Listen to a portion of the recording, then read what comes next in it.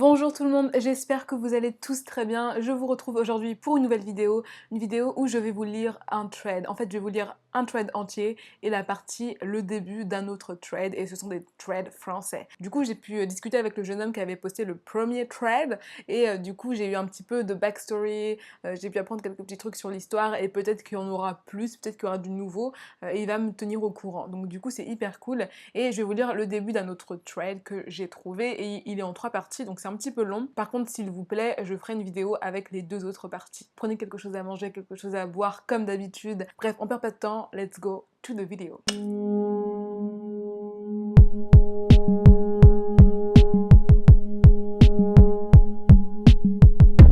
The usual dissection of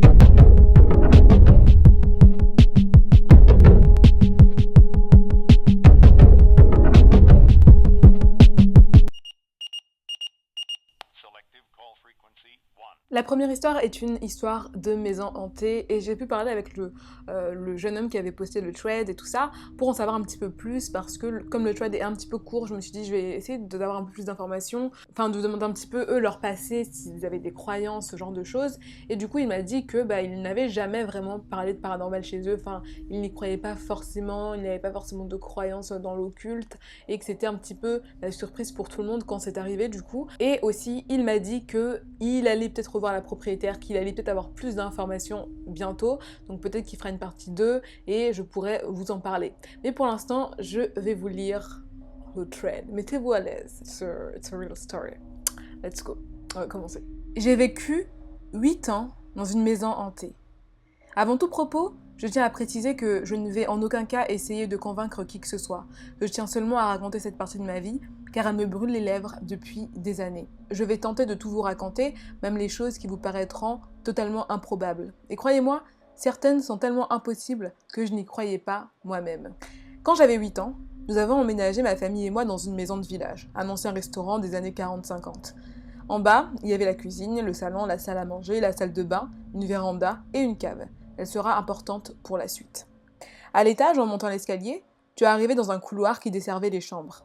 C'est bon, tu t'es fait le plan dans la tête ?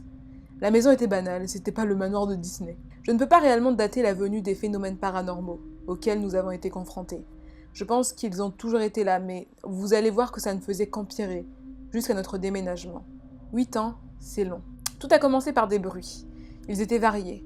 Des bruits de pas dans le couloir de l'étage, des coups dans les murs de nos chambres. Oui, car mes parents les entendaient aussi. Mais vous savez ce qu'on se dit dans ces cas-là. C'est rien, c'est la tuyauterie. Avant de m'endormir, j'ai commencé à entendre mon prénom, chuchoter à mon oreille. Une voix de femme. Je me réveillais en sursaut quasiment toutes les semaines avec cette sensation que je n'étais pas seule dans ma chambre. Et puis, sans vraiment y prêter attention, tu commences à entendre les portes claquer. Les lumières s'allument seules. Les ampoules grillent régulièrement. Les objets disparaissaient aussi. Et quand tu en avais marre de les chercher partout, ils réapparaissaient. Un jour, j'étais dans la cuisine avec mon père et on a entendu une voix. Quelqu'un chantait dans la salle à manger. Un homme. On est allé voir et évidemment, plus rien. Je me souviens qu'il ne chantait pas en français, c'était genre de l'allemand ou une langue de l'Est. Une nuit, j'ai entendu un grognement, mais je ne savais pas d'où il venait. J'ai d'abord cru que mes parents étaient en train de s'envoyer en l'air. Mais heureusement non, c'est dégoûtant. J'ai cherché l'origine du grognement partout. En bas et dehors. Ça venait des murs. Et puis là, les choses sont vraiment parties en cacahuète. Nous sommes à genre 2 ans avant le déménagement. Un soir, j'avais invité une amie du lycée à passer la nuit chez moi. On était tous les deux sur mon lit à regarder la télévision. Soudain, le lit s'est genre mis à bouger de gauche à droite. Je croyais que c'était ma pote avec sa jambe. C'était pas elle. Elle croyait que c'était moi. Et ma mère s'est mise à hurler dans la chambre d'à côté. On a couru la rejoindre. Son lit aussi avait été secoué de part en part. On descend en panique voir mon père dans le salon, il était genre pépère, il n'avait rien senti lui. J'ai entendu quelqu'un rentrer dans ma chambre, un matin à l'aube. Je me rappelle encore le bruit de la porte qui frotte sur la moquette en s'ouvrant, et cette respiration. Mes parents travaillaient. J'ai gardé les yeux fermés et j'ai attendu que ça parte. Les apparitions d'un homme dans le salon que mon père a vu et un autre ami également quelques semaines plus tard, alors que je ne lui en avais évidemment jamais parlé. Une femme au pied du lit de mes parents qui parle mais aucun son ne sort. Le jour du déménagement, je portais une sorte d'armoire en verre. J'allais sortir, pour la dernière fois de la maison. Au moment de franchir la porte, j'ai reçu un énorme coup de poing de face. Le verre s'est brisé en 1000 morceaux. J'étais tétanisée, je pouvais plus bouger. Il y a quelques années, nous avons croisé par hasard la nouvelle propriétaire de la maison sur un marché, dans un village voisin. Elle essayait de nous contacter et de retrouver nos coordonnées depuis très longtemps. Et ce qu'elle allait nous raconter allait nous traumatiser. Elle voulait savoir si nous avions vécu des phénomènes paranormaux dans la maison, que ses meubles se déplacent seuls, que ses enfants sont terrorisés et ne veulent plus y dormir, que son fils est pourchassé par une ombre tous les matins jusque dans sa voiture. Au final, nous, c'était rien. Voilà ce que j'ai pensé. Les choses commençaient à empirer la dernière année avant qu'on parte. C'était sûr que ça n'allait pas s'arranger. Le dernier mois, je me réveillais chaque matin à côté de mon lit. Mais pas genre par terre sur la moquette, non, sur mon matelas, comme si dans la nuit le matelas s'était soulevé et moi avec, pour se poser juste à côté. À la fin, j'en avais tellement marre que je le mettais d'avance par terre, avant de me coucher. Trop un rebelle. Et il y a cette suite de chiffres que j'avais en tête. Je ne savais pas pourquoi je les récitais. Je m'en souviens encore 15 ans plus tard. 75, 27, 77, 34, 65, 35, 32, 34. J'ai découvert par la suite que c'était des chiffres gravés dans la fente d'un radiateur de la salle de bain. Parlons-en de la salle de bain. Entre le néant au-dessus du lavabo qui s'éclatait en bouts de verre sur ma tranche de temps en temps, ou les gouttes de sang qui tombaient à mes pieds dans la douche et qui ne venaient pas de mon corps, en ce qui concerne l'actuelle propriétaire, contrairement à nous, elle a cherché à comprendre l'origine de ces phénomènes. Elle a fait venir une médium. Et tout viendrait de la cave, de la souffrance des gens prisonniers, peut-être pendant la guerre. Il m'arrive encore de rêver de la maison, et c'est toujours le même rêve. Je parcours un chemin plein d'embûches, genre parcours du combattant pour arriver jusqu'à la maison. J'ai hâte d'y être, personne ne pourrait m'arrêter. Comme si la maison m'appelait. Et au moment où je touche la poignée de la porte, je me réveille. Et j'ai encore fait ce rêve l'été dernier. Voilà, c'est la fin de cette histoire. J'ai pas raconté tous les détails car il y a certaines choses qu'il faut vivre et qui ne peuvent s'expliquer par de simples mots. Tout a cessé pour ma famille et moi après le déménagement. What are you thinking about this story, guys? The story is just crazy. I don't know what to think about. Est-ce que ce n'est pas surprenant comme histoire? Vraiment, je la trouve hyper surprenante. Bon, après, effectivement, on pourrait se dire, ouais, c'est un cas de maison hantée classique, comme toutes les maisons hantées, tout ça. Mais vraiment, c'est hyper intéressant parce qu'on voit que c'est des personnes qui n'y croyaient absolument pas, qui se sont retrouvées confrontées à ça, et du coup, qui ne savaient pas forcément comment réagir, en fait, à l'histoire. Et du coup, c'est hyper cool. J'attends, du coup, des nouvelles, hein. Peut-être qu'on aura plus de nouvelles bientôt, peut-être qu'on pourra avoir plus d'informations, je vous tiendrai au courant. Ce serait même cool que je demande à ce jeune homme de me faire une petite vidéo s'il veut passer en vidéo, mais peut-être pas. En tout cas, le lien de son compte avec l'histoire donc est en barre d'infos si vous voulez aller voir ça. Et en tout cas, moi, je vous tiendrai au courant si jamais il y a une suite, je vous la raconterai.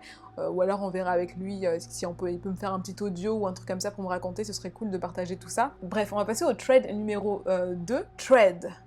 Comment j'ai trouvé un super plan pour un appart et que je vais peut-être mourir, du coup. Une pote m'a conseillé de raconter sur Twitter ce qu'il m'est arrivé, et ce qui continue de m'arriver dans cet appart. Cette pote, c'est Gwen.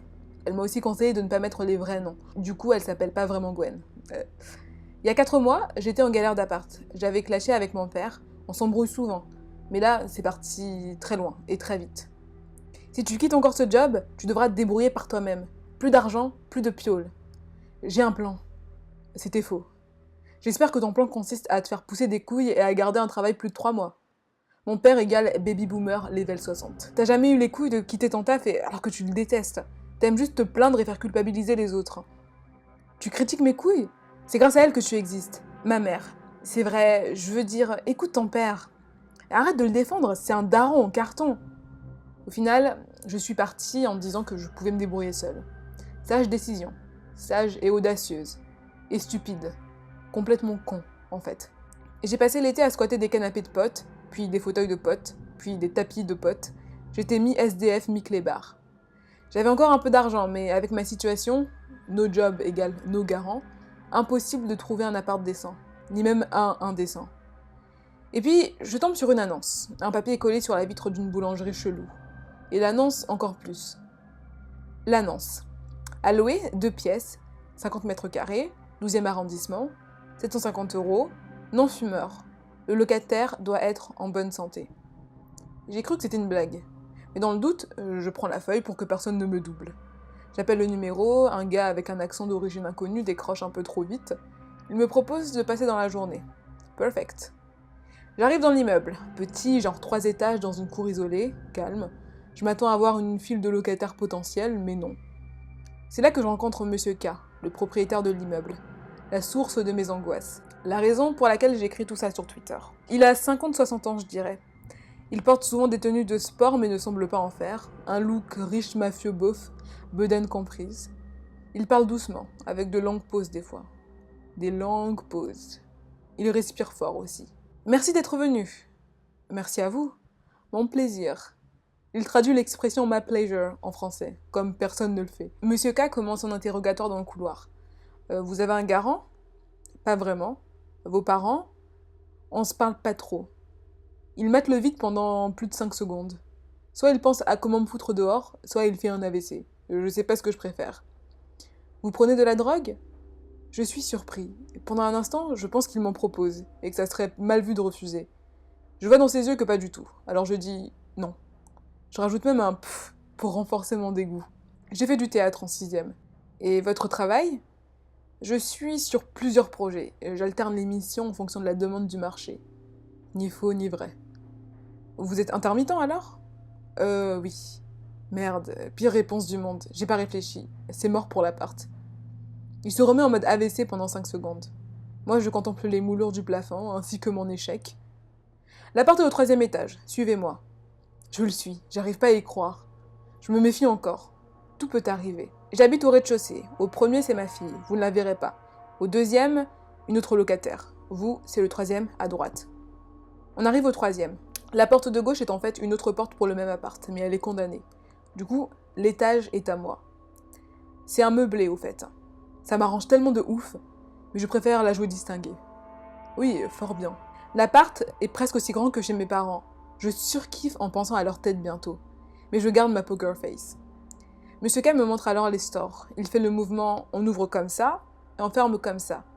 Et comme des stores, oui. À vous. Moment d'hésitation. Il insiste. Alors je monte les stores. Plus doucement. Plus doucement. Je ralentis. Voilà. Il semble content. Après le tuto store, il me fait un tuto robinet. Eau chaude, attention c'est très chaud. Touchez, allez. J'exécute. Spoiler, c'est chaud. Puis il me fait le tour de chaque placard et de leur contenu. Ça c'est pour déboucher l'évier. Faut pas boire. Promis. Il me montre la chambre. Ça c'était mon lit avant. Très bon lit. C'est là où j'ai eu ma fille. Nickel l'info. Puis ça devient glauque. Il se met à me mater genre un peu salement. Pas dans les yeux. Vous faites du sport? Oui, je mens. Faut faire du sport, c'est important. Je sais pas si c'est un ordre. Son accent cache ses intentions. Il s'approche et touche mon ventre. Au calme. Il appuie juste son doigt. Je fais comme si c'était le truc le plus normal du monde. C'est intrusif, révoltant, gerbant, et en même temps je veux l'appart, alors je contracte les abdos en scred. Puis il passe à autre chose. Ça, c'est les clés. La bleue pour la porte en bas, la noire pour vous. Et que moi qui ai le double de vos clés. J'ai du mal à le croire. J'oublie l'intrusion tactile. Du coup, c'est bon? Ça dépend, c'est bon pour vous? Ouais. On passe au papier, je me sens comme un adulte, je me promets de trouver un job pour mériter cet appart et foutre la rage à mon daron. Il me donne les clés et me fait bien sûr un tuto clé. Là fermé, là ouvert. À vous. Je m'applique en mode Hermione Granger susboule. Je vais chercher mes affaires chez Cisco, mon pote qui m'héberge. Je lui raconte tout. Ses réactions me déçoivent. Il va te faire le fion. Je fermerai la porte. Il a pas un double de clé? Si. Cisco a souvent raison, et ça m'énerve à chaque fois. Je retourne à l'appart avec mes affaires, un sac à dos et un sac poubelle de vêtements. Je m'installe dans mon premier vrai chez moi. Il y a un mot de Monsieur K sur la table. Bière de bienvenue dans le frigo. Sympa le gars. Chelou certes, mais sympa. Après des mois de galère, je passe un excellent moment à boire ma bière en solo, même si elle a un goût bizarre. C'est une bière turque. Je ne savais pas qu'ils en faisaient. Elle a un goût de kebab. La nuit tombe et je commence à sombrer et à paniquer. Ce bâtard de Cisco m'a rendu parano. Et si Monsieur K rentrait pendant que je dors? Je ferme à double tour. Je mets une chaise devant la porte. Si quelqu'un rentre, ça fera du bruit. Je sais, bof bof. Je passe une très mauvaise nuit, limite fiévreuse. Tous les bruits sont suspects. J'ai l'impression qu'il y a des insectes dans le lit. Je pense à Monsieur K dans ce lit en train de procréer. Je rêve qu'il me fait un enfant en me touchant le bide. Je hais mon subconscient. Le lendemain, je me sens encore plus crevée que la veille. J'ai des courbatures. Et je fais vérifier la chaise devant ma porte. Elle a bougé. Pas de beaucoup, mais elle est dans un angle différent. J'en suis sûre. Enfin, je crois. Je commence à paniquer. Je vais pour appeler Cisco, mais je me rétracte. Et si Monsieur K m'entendait à travers les murs? Je décide de lui envoyer un texto. Mec, je crois qu'il est rentré chez moi cette nuit. Pour te faire le fion? Oh non! Moment de doute, c'est vrai que ça gratte. C'est alors que je tombe sur autre chose. J'ai du mal à comprendre ce que je vois. Alors, je le prends en photo et je l'envoie à Cisco. What the fuck? Ouh. Du coup, les gars, je m'aperçois que la vidéo est déjà un petit peu longue. Donc, est-ce que vous avez apprécié cette histoire? Elle est vraiment cool. Alors, je pense que c'est pas une vraie histoire, à mon avis, c'est juste un récit. La personne, elle a créé l'histoire de toute pièce. Mais juste, l'histoire est tellement, tellement intéressante. Waouh! Il reste 2 parties, donc je suppose que les 2 autres parties, je peux les caser dans une vidéo. Si vous avez apprécié le début de l'histoire, dites-le moi dans les commentaires, comme ça je ferai ça. J'essaie de me diversifier un petit peu niveau vidéo, mais aussi niveau thread. Je sais que vous appréciez les threads, et du coup j'essaie de faire une petite recherche pour en trouver de nouveaux, et surtout des français, parce que j'en vois pas beaucoup, et je trouve qu'ils sont quand même bien écrits, surtout ceux qui sont fictifs. Donc voilà, si vous avez des threads que vous connaissez, que vous voulez que je raconte en vidéo, n'hésitez pas à donner toutes ces suggestions en commentaire. En tout cas les gars, j'espère que la vidéo vous aura plu. Je vous retrouve très bientôt dans une nouvelle vidéo. En attendant, vous pouvez me suivre sur mes réseaux sociaux qui seront en barre d'infos, mon Twitter, mon Instagram, où je suis le plus active. Faites attention à vous, faites attention au bruit que vous entendez la nuit, hein, on sait jamais ce que ça peut être. Bref, je vous fais des gros bisous et je vous dis à la prochaine vidéo.